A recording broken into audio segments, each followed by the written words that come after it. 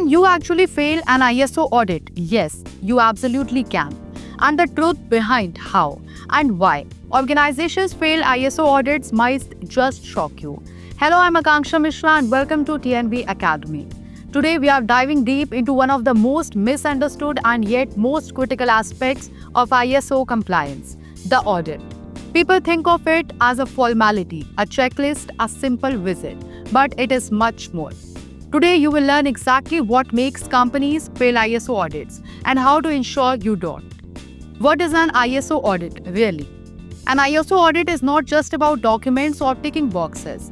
It is a comprehensive evaluation of whether your organization is actually doing what it says it's doing, according to the ISO standard you have committed to. Whether it is ISO 9001 Quality, ISO 14001 Environment, ISO 27001 Information Security, or any other, the audit checks your documented procedures, your actual practices, your ability to maintain compliance over time. It is about conformity to a standard, consistency in performance, and commitment to improvement. Can you fail an ISO audit? The honest answer: yes, you can fail. But ISO auditors don't use the word fail. Instead, they categorize audit results into no non-conformities, you are doing great. Minor non-conformities, small issues need correction. Major non-conformities, significant problems. Systemic failure, your system is fundamentally broken. In essence, when you receive multiple major non-conformities or fail to correct minor ones, you lose your certification or fail to obtain it. So yes, you can fail an ISO audit. Common reasons why companies fail ISO audits. Let's break down the top reasons companies stumble during audits. Lack of top management involvement. If your leadership isn't backing the ISO process, it shows and auditors will notice. Improper or outdated documentation, policies not matching real practices, obsolete SOPs, that is a fast track to a non-conformity. No internal audit or management review. If you skip these mandatory requirements, you are basically waving a red flag to auditors. Poorly trained employees. Staff unaware of their ISO-related responsibilities often causes on-the-spot failures. Inconsistent records. No log of complaints, no calibration records or fake entries. Game over. Major versus minor non-conformities. What is the difference? Minor non-conformity. These are isolated issues that don't affect the whole system. For example, one record missing, but the process is being followed. Major non-conformity. This is a systematic issue like no risk assessment being done at all. It indicates that your system is either broken or non-existent in that area. Too many minors can add up. One major can halt your certification. Hidden mistakes that lead to audit trouble. Some companies try to look good for the audit, but auditors are trained to look deeper. Here are common blunders.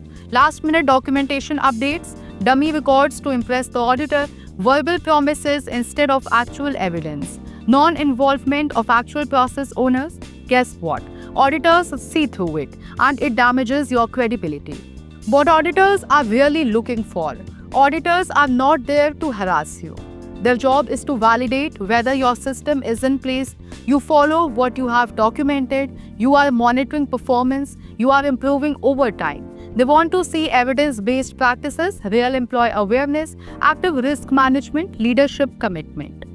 Can you lose ISO certification after getting it? Absolutely yes. If surveillance audits or recertification audits show serious non-conformities or repeated problems, the certifying body can suspend your certification, withdraw your certification, blacklist your company temporarily. This affects client trust, your reputation, and your ability to bid on projects. Business consequences of failing an ISO audit.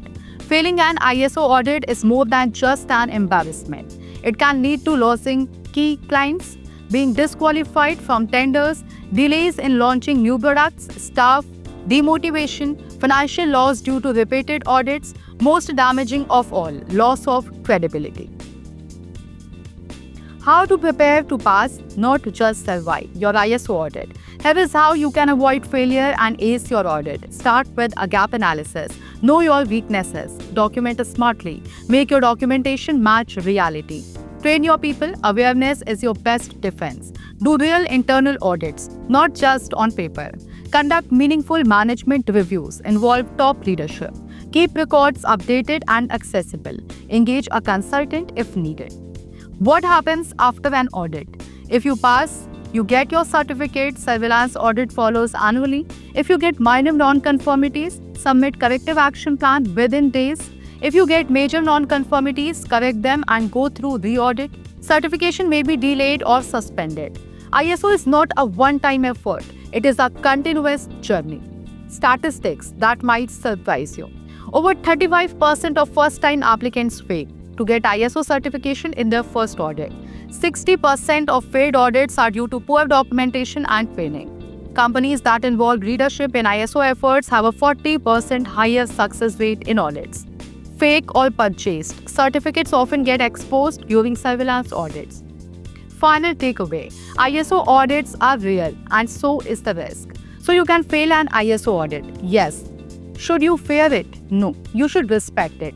An ISO audit is not a police raid. It is a mirror. It reflects what you are doing right and where you need to grow. Failing is possible, but failing to prepare is what makes failure inevitable.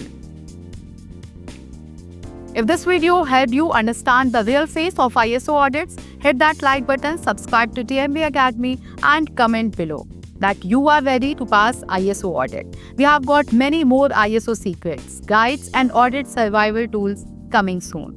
Document it, implement it, prove it. That is the ISO way. And I, Akanksha Mishra, will see you in the next session of TNV Academy.